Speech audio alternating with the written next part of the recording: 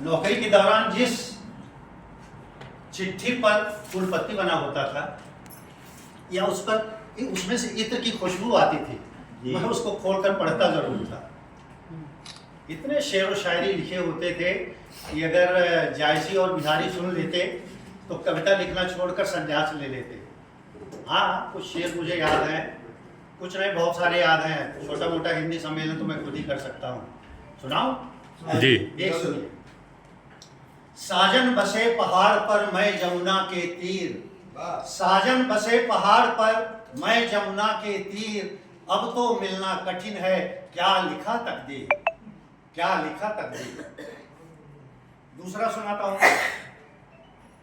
कोई जरूरी नहीं हर एक बनवाए ताजमहल, कोई जरूरी नहीं कि हर एक बनवाए ताजमहल, मगर हर दिल में एक मुमताज रहा करती है।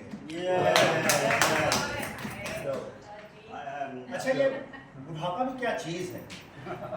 जिंदगी भर आप तिनका तिनका जोड़कर एक घर बसाते हैं, सारी जिंदगी दूसरों के लिए जीने में निकल जाती है। बच्चों को ये चाहिए, बच्चों को वो चाहिए, बच्चों को अच्छी शिक्षा दो, बच्चों का भविष्य बनाओ। उनका भविष्य बनाते बनाते अपना वर्तमान खराब हो जाता है। खुद जिंदगी भर एक किराए के मकान में रहते हैं, लेकिन इच्छा यही होती है कि मेरा बच्चा अपने घर में रहे। इसके लिए हम इससे उससे कर्ज लेकर जैसे तैसे एक घर बनाते हैं। जिंदगी भर कमाई करते रहते हैं और सारा पैसा कर्ज चुकाने में चला जाता है। अपनी हर इच्छा को कल पर टाल देते हैं। कल हो जाएगा, परसों हो जाएगा, कोई बात नहीं, अगले महीने हो जाएगा, अरे ठीक है, अगले साल हो जाएगा।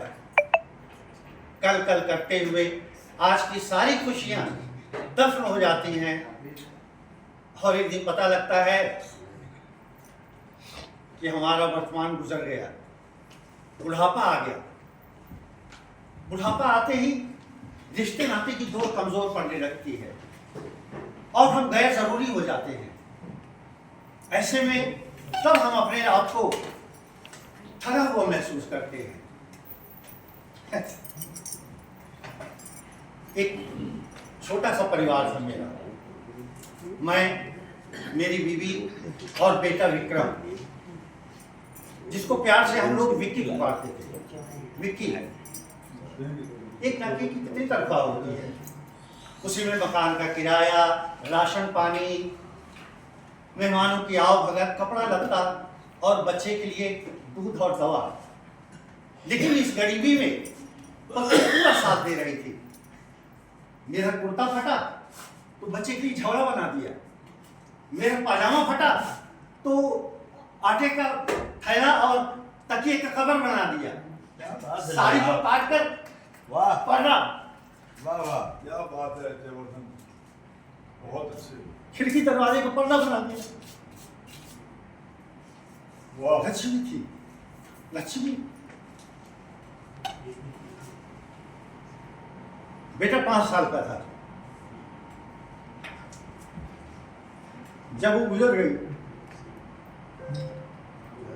मैंने बच्चे को क्या बात है, क्या बात है गुरुदेव, वाह। मां की तरह पाला, वाह पढ़ाया लिखाया। वाह वाह। वो कंप्यूटर की पढ़ाई करना चाहता था, मैंने उसे वो भी कराया, जबकि ये सब कराने की अपनी औकात नहीं थी। अच्छा, पढ़ाई खत्म होती ही उसकी नौकरी लग गई। नौकरी लगने के बाद उसने कहा, बाबूजी, अब घूम घूम कर चिट्ठी बांटने की आपके ऊपर रही है, अब आप आराम कीजिए। मैंने झूठ मूठ का वैसे बहाना बनाते हुए कहा, अरे बेटा, दिन भर जिंदगी भर चिट्ठी बांटी है, अब घर में बैठकर क्या करेंगे। इसी तरह मेरा समय कट जाता है और 4 लोगों से मिलना जुलना भी हो जाता है। खैर, वो मान गया। अच्छा, कुछ ही दिन में उसकी तरक्की हो गई। एक दिन उसने मुझे बताया कि उसकी कंपनी उसको विदेश भेजना चाहती है। एक बार मेरे मन में आया कि उसको मना कर दूं, क्योंकि वहां विदेश में कोई भी तो नहीं होगा, कुछ भी हो, अपना देश होता है। लेकिन फिर मैंने अपने आप को समझाया, नहीं, जान दो इसको, नहीं तो कल कहेगा कि एक अच्छा मौका मिल रहा था, आपने गंवा दिया। बच्चों के रास्ते में कभी रुकावट नहीं डालनी चाहिए। वो विदेश चला गया, 2 साल बाद लौट कर आया, इस बीच में रिटायर हो गया था।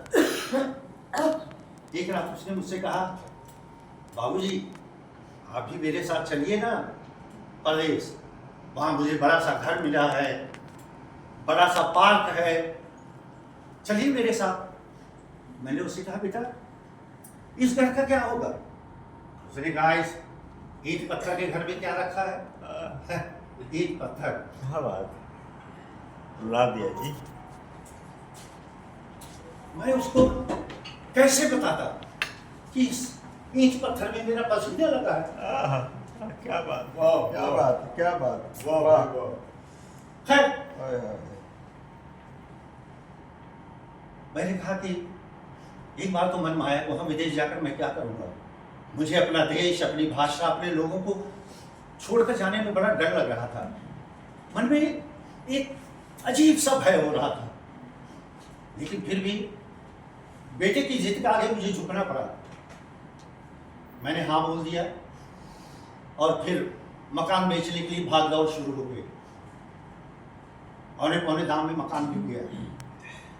मैंने सारा पैसा लाकर उसके हाथ में रख दिया।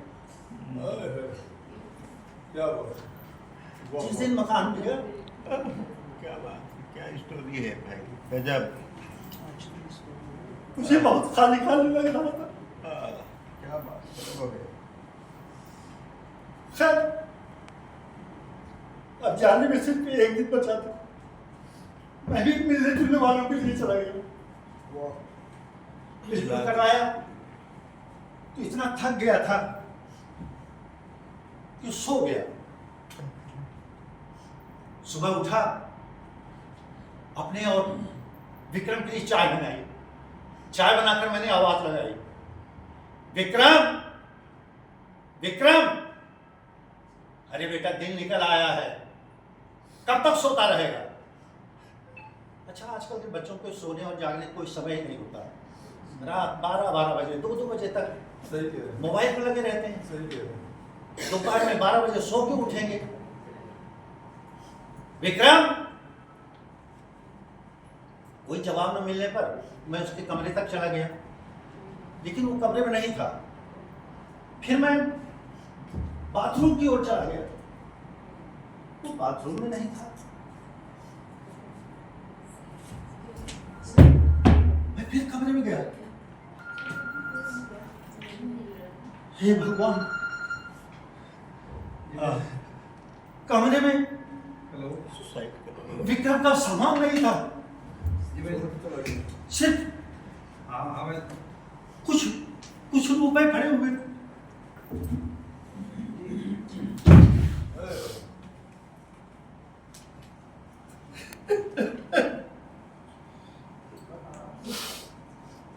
विक्रम रात में मुझे छोड़कर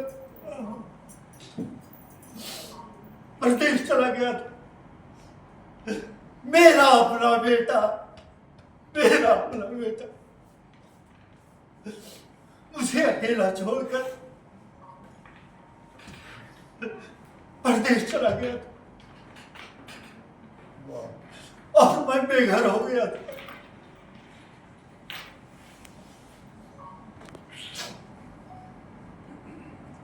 आसपास के लोगों ने पूछा, क्या हुआ विक्रम, चला गया क्या?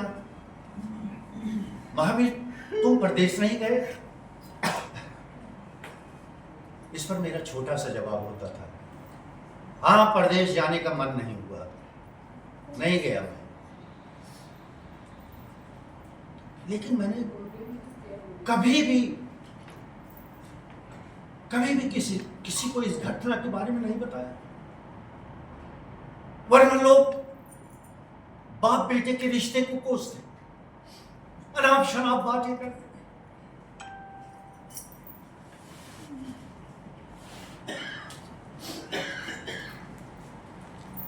तब से मैं इस वृद्धाश्रम में रहता हूं, अपना घर जिसका नाम वृद्धाश्रम। अभी भी मैं कभी कभी उस घर को देखने जाता हूं कि शायद उसका कुछ पता चल जाए। नहीं, मैं रो नहीं रहा हूं। ऐसी औलाद के लिए मैं क्यों रो? मैं नहीं रोता।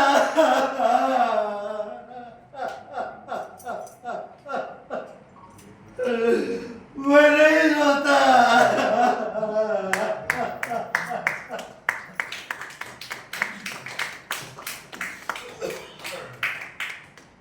इस वृद्धाश्रम में अपने अतीत की बात करने की मनाही है। कभी कोई अपने अतीत की बात नहीं करता, लेकिन अतीत पीछा कहाँ छोड़ता है। सब कहते हैं ना कि जब मन दुखी हो तो गाना गाना चाहिए। तो मैं भी जब कभी दुखी होता हूं तो गाना गाकर अपना मन बहला लेता हूं।